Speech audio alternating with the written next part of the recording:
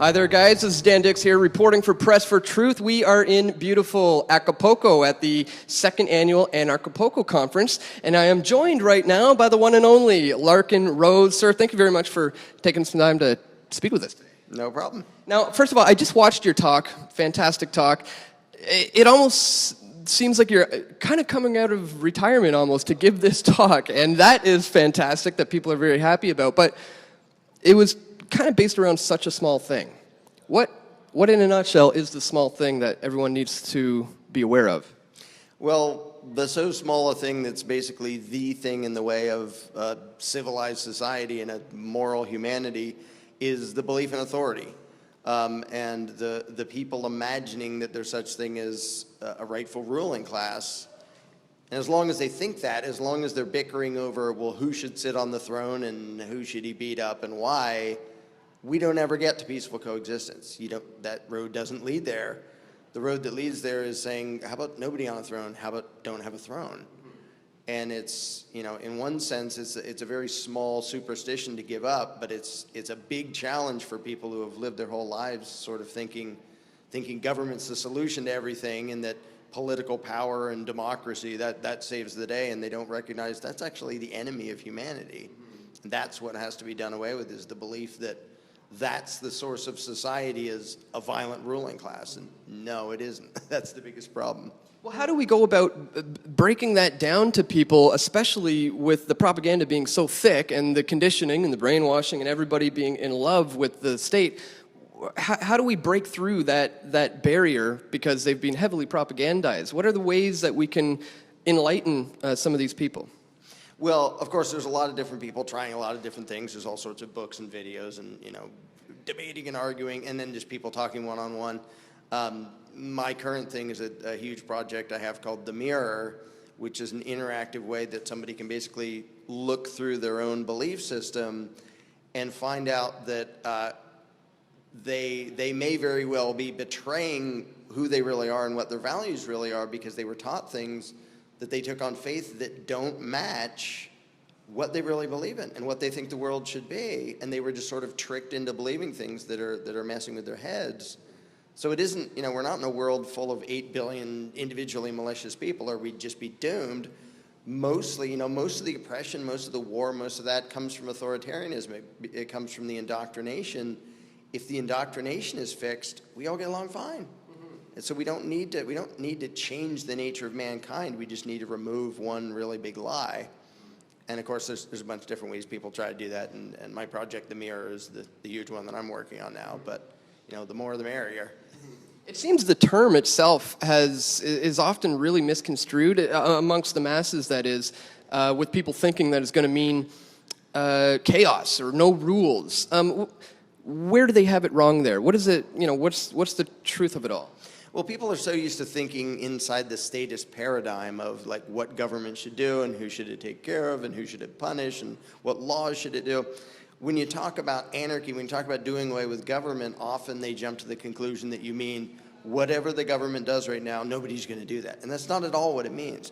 Like I just said in my talk, all it really means is we don't give anyone an exemption from morality. Because that's all the belief in authority is. It's saying those people, they're not like the rest of us. They're allowed to boss us around. They're allowed to take our money. They're allowed to rule us, basically.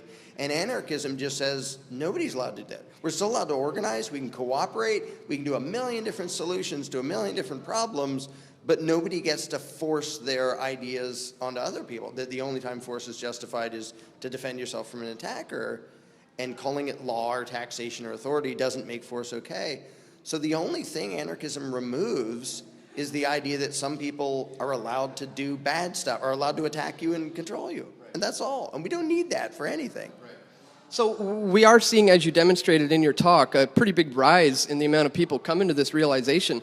Where would you like to see this go? In the coming weeks or months or even years, what would you like to see come of your past 20 years worth of work on this? Well, I'm already just thrilled to death because like you said, I've been an anarchist for 20 years, and the first 10 or so years, almost nobody paid attention. I assumed, well, I'll just be babbling until I'm blue in the face and nobody will pay attention. But in recent years, it's grown exponentially. It's been amazing, and it continues to grow, and it's contagious. Because when somebody grasps the feeling of self-ownership and freedom and the fact that I'm really in charge of my life, there is the responsibility side, which can be a little bit scary, but people want to share that to other people so other people can be adult, responsible human, self-owning human beings too. And I think at the rate it's been spreading, if that continues, it's not going to be centuries until we see a very different world. It might be decades, but it's going to happen fast, and faster than a whole lot of people would expect, way faster than I would have expected 20 years ago. Well, it is on the fast track right now, exponentially growing. For people who are watching this right now and saying, yeah, what he says makes a lot of sense to me, where can they go to learn more from you, maybe purchase your books, or learn more about your upcoming project? Well, there's my YouTube channel, which is just youtube.com/Larken Rose. There's also larkenrose.com, and my books are on Amazon, the main book being The Most Dangerous Superstition, and then my novel, The Iron Web. But and I'm on Facebook arguing with people constantly. But YouTube is, I have a bunch of videos there, and some of them are collaborations, and a lot of times just a short, simple video that explains one little thing will suddenly get somebody to think, yeah, that sort of goes against everything I was always taught, but it kind of makes sense. And that's how I got there. I was a statist for many years, and just eventually looked at my own belief system and said, yeah, there's problems in there. There are contradictions in my own head. I don't want them there. And that's how I ended up here, totally by accident, just by hacking out the contradictions. Well, final thought, what are your thoughts on Anarchapulco? The second annual world's now largest anarchy conference. How do you think it's going? Oh, it's been great. I'm glad I got nagged into coming down here and did it. And I've been hanging around talking to a whole bunch of different people. And it's so encouraging to see this many people from different backgrounds, and they have different approaches and different attitudes and everything else. But we all have this one thing in common, that we want peaceful coexistence, and that's kind of what matters. We don't all have to be the same. We just all have to not attack each other. And so to see this diverse a group of people talking about everything under the sun, and of course the location here is amazing too. It's a very unusual and cool event to be at. And 10 years ago, I wouldn't have thought that I would ever be among this many people who have given up their statism. And so that's just amazing to see. And peaceful coexistence, folks, is something that's hard to argue with. So, we'll stick with that one. Once again, Larken, thank you for talking to us. Thank you.